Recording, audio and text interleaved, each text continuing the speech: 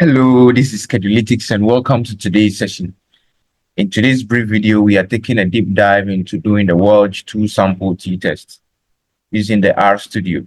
So if you watch this video right to the very end, you'll be able to have a glimpse of how to run the Welch Two sample t-test using the R platform. But generally, one may ask, what is the t-test? Well, the t-test is used to compare the continuous variable among categories. So especially two. So when we have two categories of people, for example, we have male and female, you want to see if there's a difference in their continuous variable like age, like height, like systolic blood pressure, among others. Then you would need to use the t-test to be able to ascertain or establish statistically that there is a difference or there isn't. And so this is a dummy data set that we have uploaded. So you can equally upload any data you have, but the concept we are going to apply here can be applied to any form of data, be it health-wise, finance, or any other spheres of life. And so without wasting much time, we want to start with our code. And so to be able to perform the t-test in R Studio, you need a code t.test. So immediately you even type that, you realize that it will appear at the top here. Then you just click on it. Now the next variable that follows is what we are trying to look at, the quantitative variable you are looking at. So maybe we can look at age. So let's do age. And then now the next thing is the category we are looking at. So here we're looking at sex. And then comma, we type the data that we are using. And the data we are using is what? This.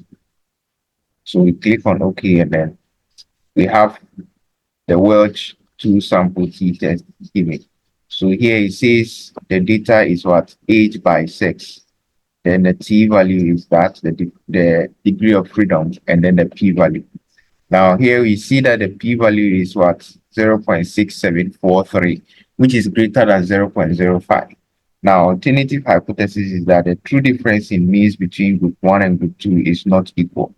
So the null hypothesis is that they are equal. So once we have the p-value greater than 0.05, then it means that we will fail to reject the null hypothesis, which means that they are equal or they are not different. And so, although the mean of group 1 is 58.22, and then the mean of group 2 is 58.91, this looks very similar, or yeah, they look very similar. And so we'll go in for the null hypothesis, which says that there's no statistically significant difference between the two. So we want to run a t-test to compare, let's say, a different quantitative variable, let's say fasting blood glucose. So to do that, we just type the same code t-test, and then our variable of interest is FBG.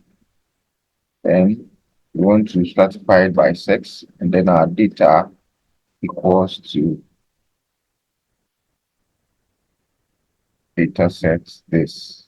So let's go. Yeah, so we have the Welch Two sample t-test again. Here it is statistically significant. So we see group 1 have a very higher one compared to group 2. And saying that this is statistically significant because the p-value is less than 0.05. And so we go for the alternative hypothesis and we reject the null hypothesis. So the alternative hypothesis says that the true difference in the means between group 1 and group 2 is not equal to 0. So what it means is that they are different. So if it is not equal to 0, then it means that they are highly different from each other. And for which reason, we say that the mean of group 1, in this case, we are seeing it to be greater than that. But it's a two-tailed test. And so we can't say one is greater than the other. We can only say they are different from each other. So basically, this is how you can be able to do the Welch Two sample t-test using the R Studio. It's very easy to do that. You type the code t.test, and then you select the variable of interest which you want to test. So for example, if you are looking for FBG, do that. Then you print this sign. Then the next thing is the category you want to stratify by. Then you type data equals to, then you now allocate the name of the data set. So the data set is called this. So once you type it to give you that, then you select it, and then you click on enter, and that you are done. If you're enjoying content such as this, we encourage you to subscribe to the channel if you are new to the channel. Turn on the post notification bell also, so you are always reminded or notified whenever a new video such as this is released. And if you're a returning subscriber, we appreciate you for always coming to learn on our platform. Until we meet again on our next one, this is Schedulytics, and it's a bye.